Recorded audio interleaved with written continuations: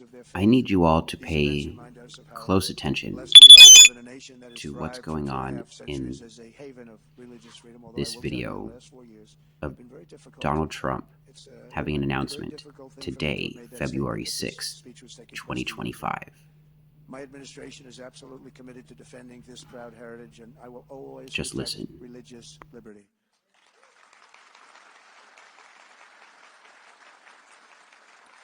And that is why today I'm on and really honoring a lot of people, but I'm announcing that I will be creating a brand new presidential commission on religious liberty. It's going to be a very big deal, which will work tirelessly to uphold this most fundamental right. Unfortunately, in recent years, we've seen this sacred liberty threatened like never before in American history. There's nothing happened like the last 4 years. What's happened with so many things have gone bad, but religion, what they've done, and the persecution that they've executed have been just horrible. For example, most of us would not have believed it possible that a grandmother with a severe medical condition, quite elderly woman, would be put in jail for praying here in America. She was put in jail because she was praying. But we're joined today by a woman who was 75 years old. Paulette Harlow was sentenced to 2 years in prison for peacefully praying outside of a clinic, charged under an obscure law that hadn't been used in years, selectively weaponized against Christians by the previous administration. I never understood how we won with evangelicals, we won with Christians by a lot. But even that little bit that they got, I said, who are the people that voted for them? Who would vote for them? They were terrible. They were terrible to you, and they were terrible to people of religion, all religions. At her sentencing, the judge mocked Paulette's Christian faith. Exactly 2 weeks ago, it was my honor to grant Paulette and other persecuted Christians, about 23 of them, a full and unconditional pardon.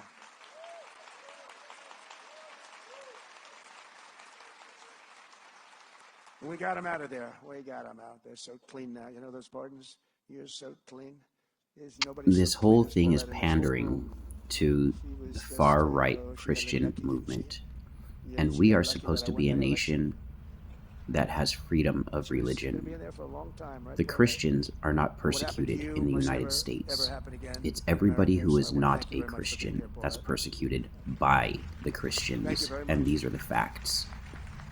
Donald Trump is effectively destroying religious Thank you freedoms. very much. Enjoy your life. To confront such weaponization and religious persecution, today I'm signing an executive order to make our Attorney General, who's a great person, she's going to be a great Attorney General, Pam Bondi,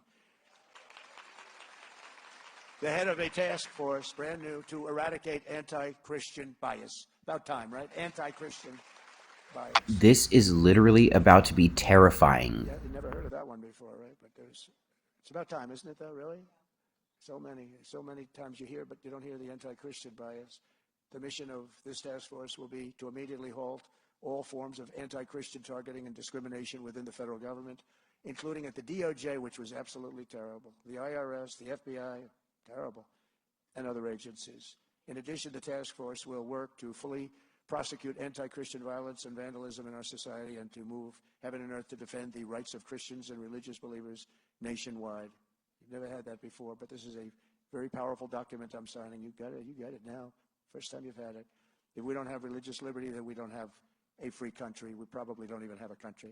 This week, I'm also creating the White House Faith Office, led by Pastor Paula White, who is so amazing. That man's happy. Look, it's stand up. Let me Federally, see. there's Why are you supposed to so be a happy? You love Paula, separation right? of church and state. This is a clear violation of the United States Constitution, as Donald Trump has been continually doing since day one of his inauguration. Donald Trump has violated the Constitution every step of the way. He promised to be a dictator on day one, and all of you interpreted it as for one day. No, as soon as he took office, he became a dictator. Congratulations. To their creator. At the same time, every nation with big dreams and great ambition has recognized that there is no recourse more precious than the faith in the hearts of our people. It's the thing that makes our nation great. It makes other nations great.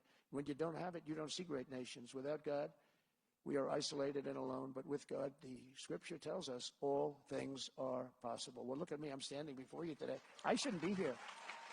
I shouldn't be here. Well, no fucking shit, you shouldn't be here. You literally admitted to stealing the election on several occasions within 40 seconds. A shot that should not have been missed. Well, it got me a little bit.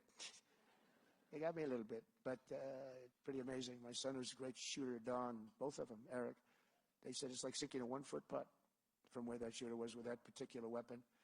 And it just happened to turn at the right instant, a fraction of a second. If I was late or early, it would have been over, and you would have somebody else speaking today. But got very lucky. It was a chart on immigration came down, and I looked to my right. Quickly, I looked to my right. I said, drop that chart. Boom. And I said, man, what was that? So if I didn't make that turn, so it's, you know, my son, Don, said, Dad, I'll tell you, you got saved by God. This is, you know, I shouldn't say this, but that was a big statement for him to make. He was moved, Eric, likewise, because it's... Next thing you know, he will elevate himself to a place you could say next something, to but God, it was really, and then above it was God that saved me. He is literally the embodiment of the Antichrist, and if he's not the Antichrist, Thank you. it will be his son, Baron. But even in the dark, thank you.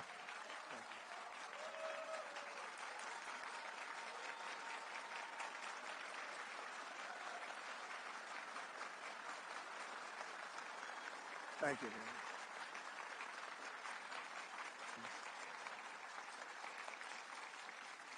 Thank you very much. That's very nice.